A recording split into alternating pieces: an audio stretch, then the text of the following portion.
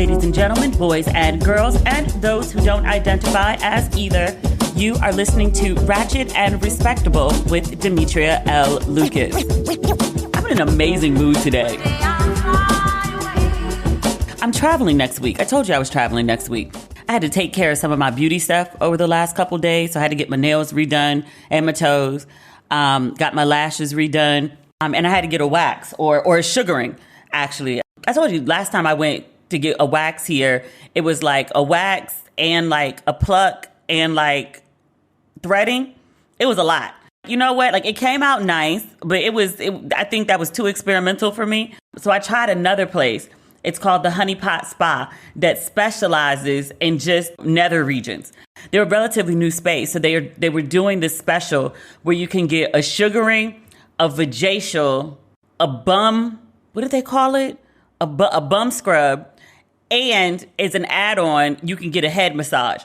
I was like, I've never tried sugaring, but it's a thing. It's been around for a while. So let me give it a try. Honestly, I prefer wax. I think it's just because what I'm used to. Sugaring, the way at least this woman did it today, it's just sticky. It's a sticky process. Between her gloves sticking and the stuff being put on me and then the paper pulling it off, like it was too much. It's fine. It came out really nice, which I don't know. Is that from the sugaring or is that from the vajacial? I don't know. Admittedly, it looks nice. I just, as a preference, I think I'm more of a wax girl than a sugar girl. That said, I'll probably go back because I want the vajacial. I've never had a vajacial before. I knew vajacials were a thing. Like this woman, she scrubbed it and then she polished it, she buffed it, she massaged it. You know how like with the facial, they do kind of like under your eye a little bit, but they go in there and they just like, they use the thumbs to just, I don't know, massage out anything that might be built up and just, get the blood flowing. She did that, but as a vajacial. When I say she massaged, I mean like she massaged. And when I say she polished, I mean she like went in. She moved my leg around and then she moved some things around. Every piece and parcel of me was scrubbed, was buffed, was polished, and was massaged and steamed. So the whole process that she's doing this, there's steam going like the whole time. Like it was wild. And then she asked me to flip over for like the bum. She didn't steam my bum, but she did polish and buff it and scrub it. And went in, moved things to the side to like get inside. And like a couple times I was like, you could eat off that thing right now. It was intense. It was very intense. Like I was like, is this legal? I mean, I like it, but is it legal? I don't know. But it was very nice.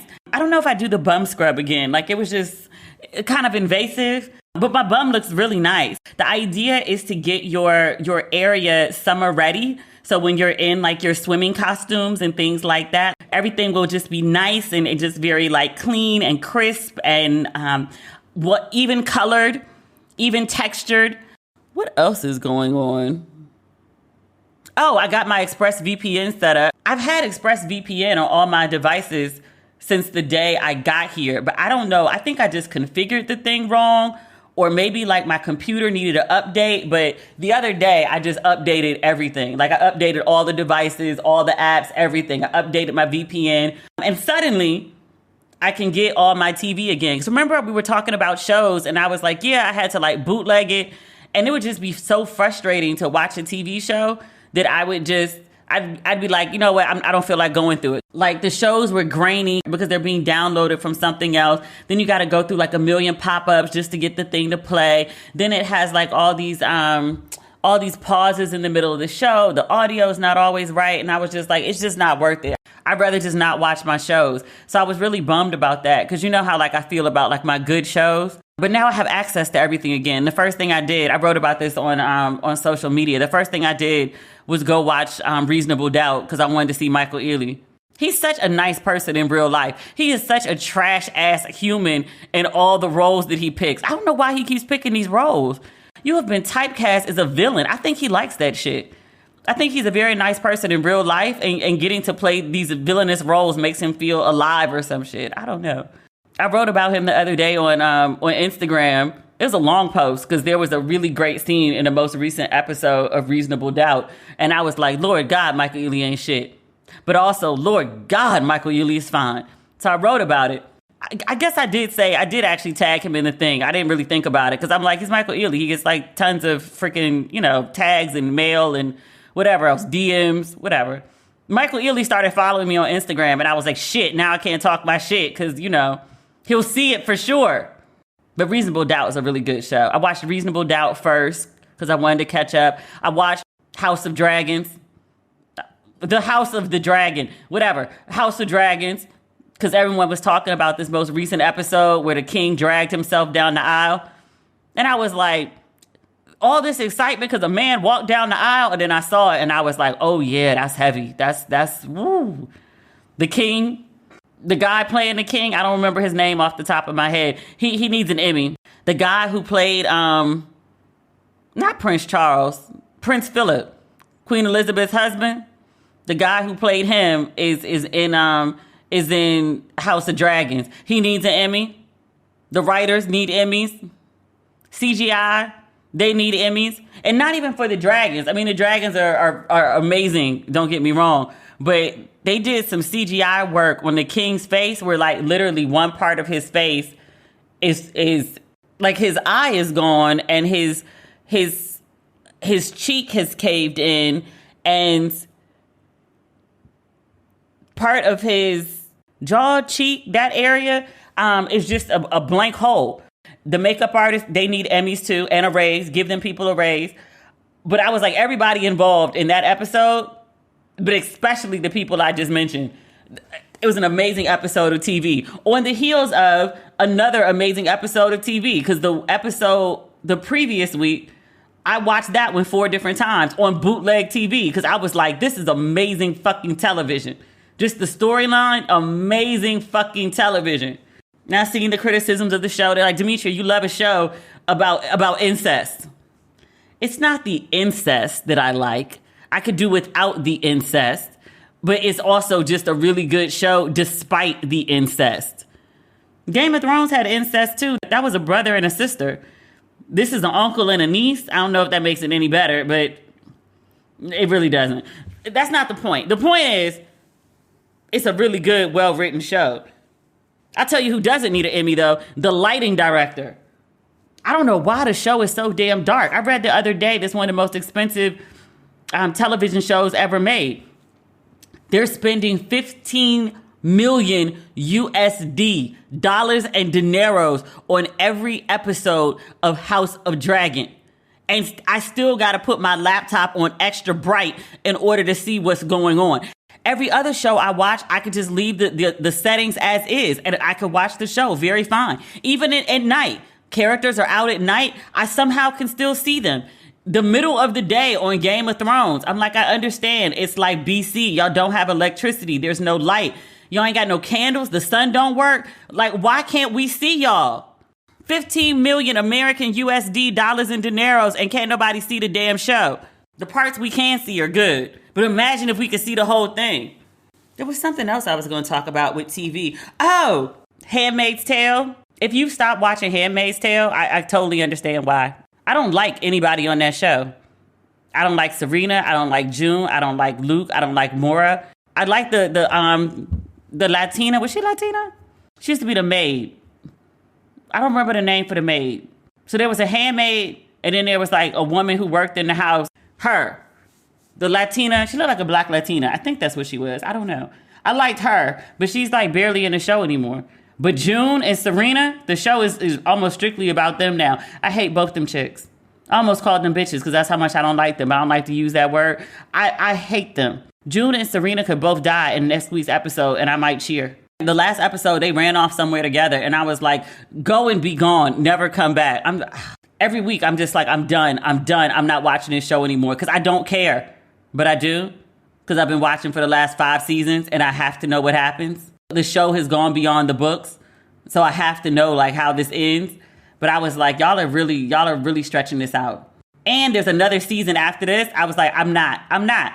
I'm just going to read recaps. I'm not watching the next season. I'm not. You know I'm going to watch the next season though, right? I'm so sick of these damn people. I really hate June, and I really hate Serena. I'm not rooting for anybody. I don't really even care if they get that little girl back from Gilead at this point. Because if somebody pointed out, they were like, that's the only life that she knows. Like, you take her out of Gilead at this point. I think the little girl's like, is she 12 now? I think she was 5 or so when she got captured and separated from her parents. Somebody pointed out, and they were like, yeah, it'll be traumatic to take her out of Gilead and take her away from the only family that she's ever really known. Like, she has a vague memory of you, but she doesn't really know you anymore because she's been in Gilead. And June is all like, well, I can't let my baby, you know, get married off at 14, which valid. And still, I hate June and Serena so much, I don't even care what happens to a 12-year-old in Gilead. She gonna get married off? Well, all right, at least she's a wife. She'll be all right. She ain't a handmaid. That's a terrible take. I just don't care. I hate them people. There are some things that we should care about. Actually, before we get into to Brittney Griner and this never-ending situation in Iran, 2 different stories, obviously. I want to talk about good Black news. I want to talk about Issa Rae, who's on the cover of Elle magazine this month. I got a little teary when I saw the cover. Issa Rae done been on 1 million covers. She's had 1 million awards at this point. I get a little giddy inside when I see her celebrated, just because I remember working at Essence, and she wasn't my assistant per se. She was the assistant for the department at the time. But Naima Jordan, that's my baby, who's all grown up now. But I still think of her as like a 22, 23-year-old. That's not the point. The point is, as part of our jobs, because I don't want to tell people we were watching TV at work and people be like, y'all did what? Y'all were stealing company time. No, part of the job is to be, you know, duly informed about what's going on in the world, dating, relationships, what are people talking about? So Naima used to sit at work and watch Awkward Black Girl. And she didn't have her headphones one day, so she was watching it kind of low, but I'm like literally sitting in a cubicle next to her so I could hear it. And there was some line, and I like peeked over the cubicle and was like, what are you watching? And she was like, oh, it's the show Awkward Black Girl. So Naima would quote the show sometimes. There was another editor, and they would just have like these inside jokes. They were such random lines. And I'd be like, what are y'all talking about? And they were like, oh, Awkward Black Girl. You're not watching it? And I was like, what the fuck? Okay, let me watch Awkward Black Girl. And then I started watching it and got completely addicted to it. I say all that to say, to watch someone go from Awkward Black Girl, you're starting out as a creator on YouTube. You have this dream that you want to get done and you can't do it through traditional means. And so you just figure it out. And then it, you know, turns into this worldwide phenomenon where your ass is getting nominated for Emmys and has, you know, first look deals at HBO and your own production company, and also is on the cover of Elle. I remember when Issa Rae got I want to say it was like a full page in Essence. It wasn't the cover yet. I remember when she got her first like full page in Essence, and I cried then too. I just feel like I'm totally on this ride with her. It's not my spotlight, but I'm there waving my pom-poms and cheering. I probably do this every time Issa Rae gets a cover, but I was super, super happy for her. And shout out to her makeup artist, Joanna. Joanna used to do my face eons ago. I can't afford Joanna no more. But Joanna could beat a fucking face. As Exhibit A, Issa Rae. She don't go nowhere without Joanna on her face and Felicia on her hair. That's why she always looked good. She got consistent good people with her. But a couple tidbits from this article. I'm not going to read you the whole thing, even though I wish I could, because it's really interesting. Issa Rae wakes up every day at 4 a.m. You know how sometimes you'd be like, some people, they must have extra hours in the day. No, they just wake up really early. But the article is it's about her post-insecure life. Issa describes herself as being in her, quote, mogul era. And so Elle points out that she premiered her new series, Rap Shit. She's in the 2nd season of her reality series, Sweet Life Los Angeles. I've never watched. Sorry. Elle notes that both of those shows are produced by Issa's own media production company, Hooray. She's also starring in a movie called Barbie. It's coming out next summer. And she's currently working for her ultimate goal, which is owning a studio in South LA. I thought it was interesting, her quote about being a role model. Somebody referred to me as one of those the other day, and I was like, stop doing that shit. I don't want to be a role model. And I was like, I will disappoint you every time. Issa says about the same. There's a section called on being a role model, and she says, quote, I don't feel any responsibility. I'm like, if you look up to me, proceed with caution. That's on you. I'm sorry, while also flattered, but good luck to you if you do. I'm very transparent about my mistakes. I'm very transparent about my journey, but I don't have to watch myself or what I do. If I had a legion of 12-year-old girl fans, I would be more cautious, but I don't think that's the case. And I appreciated this part of what she said too. Elle asked her what she wished she'd known starting out. And she said that a lot of people really don't know what they're doing and don't know the answers. She says, quote, I think it's so intimidating coming into this and being like, they know exactly what they're talking about. So when they're giving me this note, it's because they know what's successful. Or when they're saying no to this project or this concept, it's because they know what works and what doesn't. No, they don't. They don't know anything. They're learning at the same time as I am. They're just as surprised when something is a hit as I am. These are just people who are winging it. You can do the same amount of research, the same amount of reading, and the same amount of studying as they can to be a step ahead. Aww. And there's 2 different covers. I need to call my mother and ask her to pick up both of these covers so I can have them on my coffee table, my American coffee table. Whenever I have a home again in the U.S., or maybe I'll just ship them over here. I don't know. I started condo hunting over here. I told you I found this place, which I loved. I think I could have figured out the budget part if I really, really wanted it, but it won't be built until September 2024. And I was like, it's October 2022. That's 2 years from now. And they were like, yeah. And I was like, what? I would like something sooner than that. I was hoping something by January, fall at the absolute latest. And everyone is just kind of like, yeah, what? And even for stuff that's, it currently in existence, like trying to sell it right now, like people just aren't selling. I'm just like, come on. Womp womp. We'll figure that part out. That's just going to take a little longer than expected. Never get tired of a good whodunit? Then you'll love June's Journey. You play as June Parker, an amateur detective on a quest to solve the murder of her sister and uncover her family's many secrets. You'll need to find objects devilishly hidden in intricate scenes full of little details, and before the timer runs out. Whether you're craving a good mystery or just need to get away for a while, June's Journey is the perfect game for you.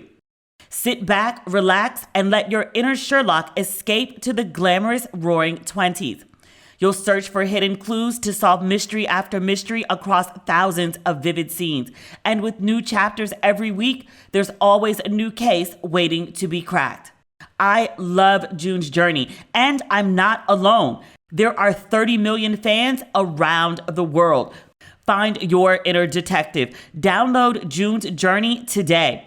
Available on Android and iOS mobile devices, as well as on PC through Facebook Games. Brittney Griner. I definitely want to talk about Brittney Griner because it seems no one's talking about Brittney Griner. She was all over the news. It was a really big story about her being arrested and her being detained. And then she got sentenced to 9 years in Russian prison, possibly Russian work camp. She has an appeal coming up on October 25th. Biden and the State Department were supposed to be trying to get her out of Russia, her and somebody else. They were trying to exchange them for an arms dealer or something like that. Russia said it was willing to play ball, and then nothing happened. So Brittney's wife did an interview with Gayle King. I know, is her name Sherelle or Cheryl? Cherelle. It could be Sherelle.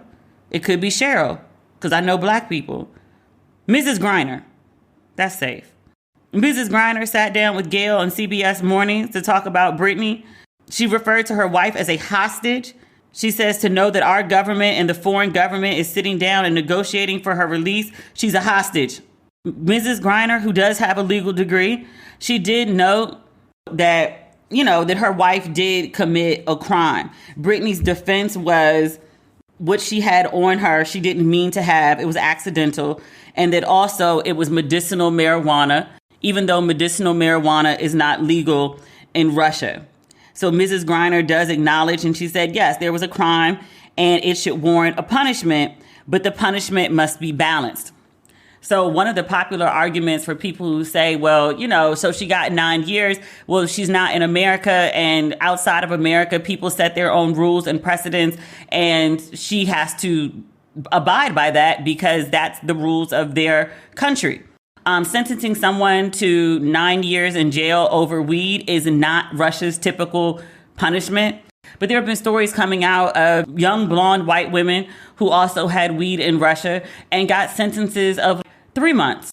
Mrs. Griner went on to say that she's spoken to Brittney twice by phone while she's been detained. And she said the most recent call, she described it as, quote, the most disturbing phone call I'd ever experienced. She said you could hear that she was not okay. She said Brittney spent 30 seconds to 2 minutes on the call crying. She said, if you think about just a person suffering and when they have suffered to a max, like you could hear that. She was at the max that day. Mrs. Griner said she didn't know if her wife, quote, has anything left in her tank to continue to wake up every day and be in a place where she has no one. And she said after that phone call, she cried for 2 or 3 days and could barely get out of bed. She said that Brittney is, quote, at her absolute weakest moment in life right now. And I'm sorry, I'm reading this from CBS News. I said it was a part of the Gayle King interview. You know, I like to just cite my sources. Mrs. Griner also said Brittney is, quote, very afraid about being left and forgotten in Russia or just completely used to the point of her detriment because she's like, you know, saying things to me like my life just don't even matter no more. Mrs. Griner explains that, quote, the reality of the situation is that once the hearing is held and the order is finalized, Brittney's now in a position where she could be moved to a labor camp. And she says of herself, my brain can't even fathom that. She does say that she's spoken to President Biden. She says, quote, he's doing what he can to secure Brittney's release. She said, ultimately, it's going to require the cooperation of Putin. And right now, he's tied up with Ukraine. You know that war is still going on. Speaking of things that, you know, were big news stories and then all of a sudden it just stopped mattering. Ukraine. I saw something the other day about there was like a mass bombing of all these cities in Ukraine. And I was like, I'm sorry, are they still at war? Because I ain't heard nobody mention Ukraine in, I don't know, a month, 6 weeks, maybe longer than that. Not since I got to Ghana. I haven't heard a word about Ukraine. Lo and behold, they're still at war. I was like, what? I just thought it had ended. I don't know why I thought that because I hadn't heard anything about it, I guess.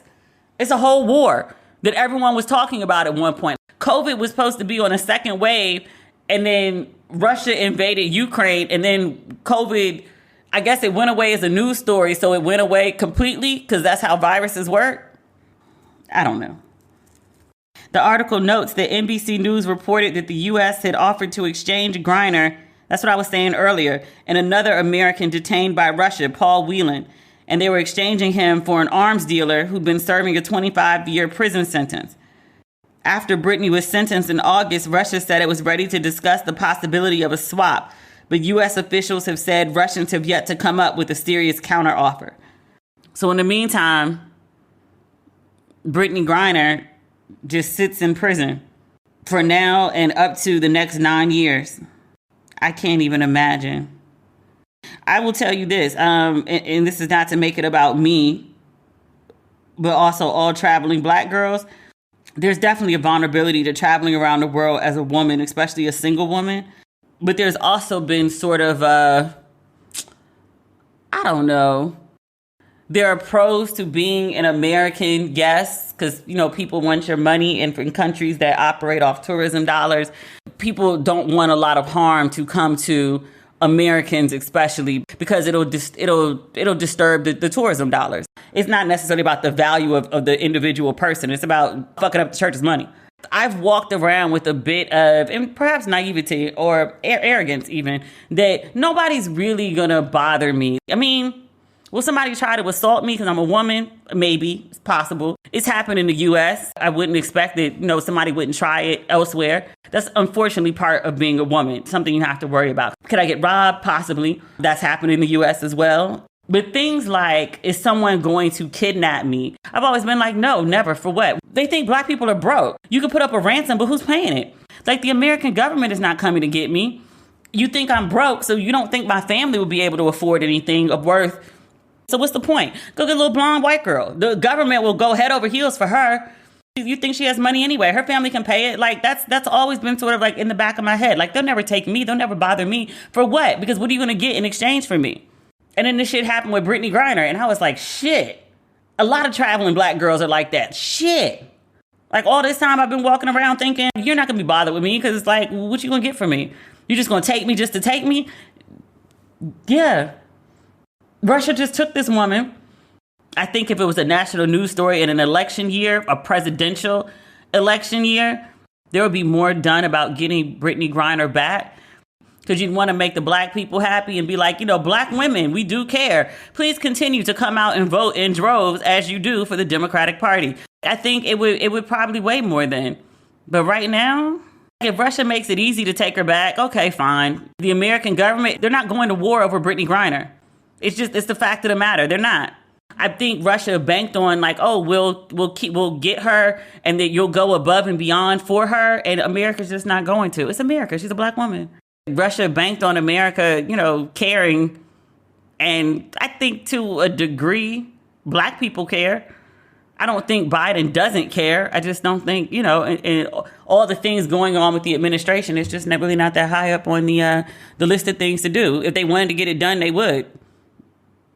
America could go invade Russia. They could. Physically, we could. We have the power to. We could. Are we going to? No, not over that. She's not Helena Troy. Not to America. If I was president, I'd go get her black ass just on GP. I don't want the world thinking they could just go kidnap black women and hold them hostage or sentence them to insane numbers of years in prison over minor offenses. I would want to send a message about what you can and cannot do to American citizens. But I'm a hothead and a black woman. And that's just me. The best time to prepare for growth is before the opportunity arrives, especially for online businesses. ShipStation sets you up for growth by directly integrating with every shopping cart and storefront. So your products are easier to find, easier to manage, and easier to get into the hands of happy customers. Don't make a rookie mistake. Don't wait until you're drowning in orders to find the right shipping solution. Upgrade to ShipStation today. I've been through several ships for holiday seasons, and it's a lot more stressful when you're trying to catch up instead of going in prepared. Whether you're starting small or scaling up, ShipStation makes ship happen. No more limiting your business to one store. ShipStation integrates with every platform, including Amazon, Etsy, eBay, Shopify, or like me, Squarespace, making it easy to manage all your shipping from one simple dashboard. You can manage your sales with minimal effort. With ShipStation, you'll join over 130,000 companies who have grown their e-commerce businesses with ShipStation, including Ratchet and Respectable. Ship more and grow more with ShipStation. Go to ShipStation.com today and sign in with promo code RESPECT for a free 60-day trial. Start today and get set up before the biggest shipping season of the year. That's 2 months free. Visit ShipStation.com, click the microphone at the top, and type in code RESPECT. Now, a word from our sponsor, BetterHelp. When I'm feeling overwhelmed, it's so easy to focus on problems instead of solutions, even if that's making things difficult. When faced with a challenge in life, it can be tough to train your brain to stay in problem-solving mode. But when you learn how to find your own solutions, there's no better feeling. A therapist can help you become a better problem solver, making it easier to accomplish your goals, no matter how big or small. I am a huge advocate of therapy, especially for the people who don't think they need it. Whatever is going on in your life, therapy makes it easier to get through. If you're thinking of giving therapy a try, BetterHelp is a great option. It's convenient, accessible, affordable, and my favorite part, entirely online, so I can travel and never miss a therapy appointment. Get matched with a therapist after filling out a brief survey. And if you need to, switch therapists anytime. When you want to be a better problem solver, therapy can get you there. Visit betterhelp.com/ratchet today to get 10% off your first month.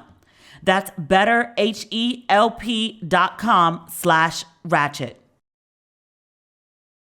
I also wanted to talk about this situation in Iran. We talked about it previously. I think when it was in week 1, it started out as the women of Iran, and then it's gone now to the students of Iran. And now I feel like half the country is protesting right now. It went from an uprising over the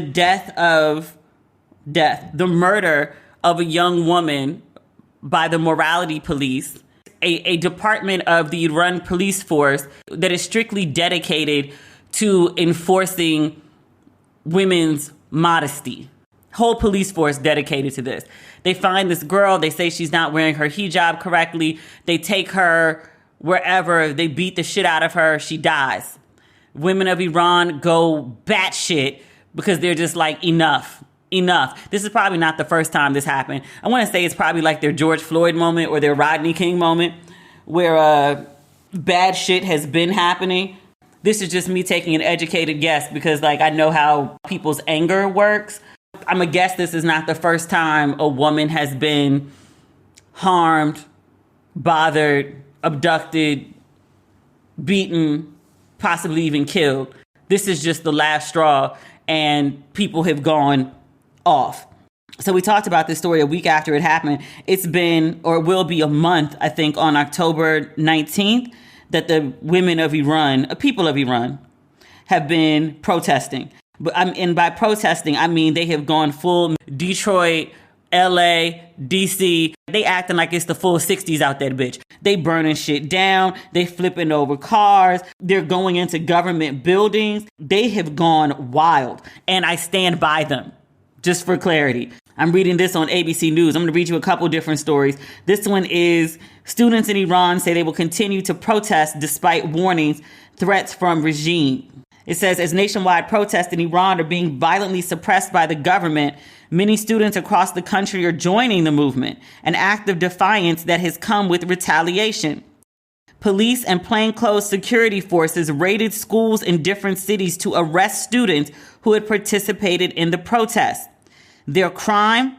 It's a crime.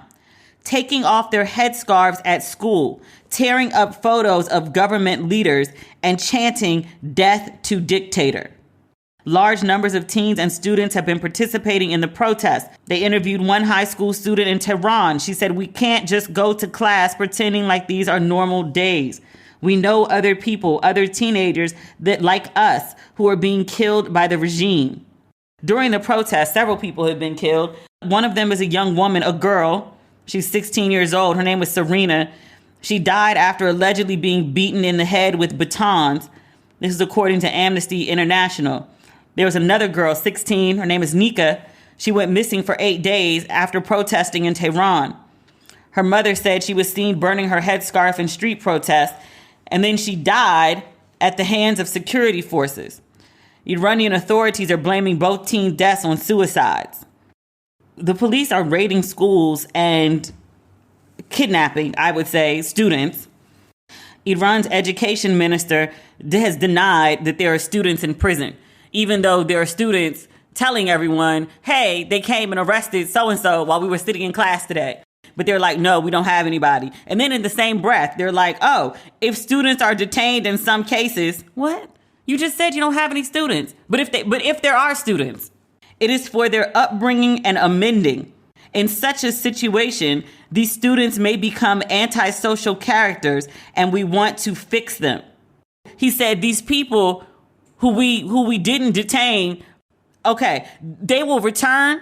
These people that we don't have, they will return to school after learning their manners. According to a recent report from Iran Human Rights, at least 201 people have been killed in the nationwide protests since they started on September 17th. I'm sorry, I thought it was the 19th. It's the 17th. The Children's Rights Association, an Iranian NGO, at least 28 of those 201 people killed are children.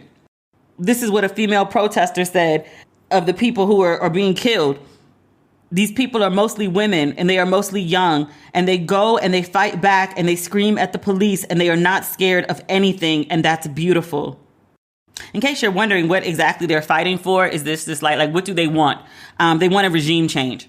ABC asked a protester, they said, what do you want? And she said, we don't want this government to be here anymore. I'm very hopeful for this change. I think we can win this. I think it's going to end well for Iran and the women of Iran. There's so much happening over there right now. I think we talked on a previous episode about how they shut down the internet access, which could you imagine? Could you imagine in America if they like shut down our internet access during a protest? Like that would make people even crazier. I think it's part of what's happening in Iran. In the middle of people protesting about oppression, you try to oppress them more. It's just pissing them off further. I hope they go full Egypt. I hope they keep their foot on the government's neck until they relent, until they step down, until they get what they want. I'm reading this now on the Washington Post. They're talking about the crackdown from the government. This is an opinion piece from the editorial board. The title is, "In Iran, a new generation rises. The theocracy strikes back."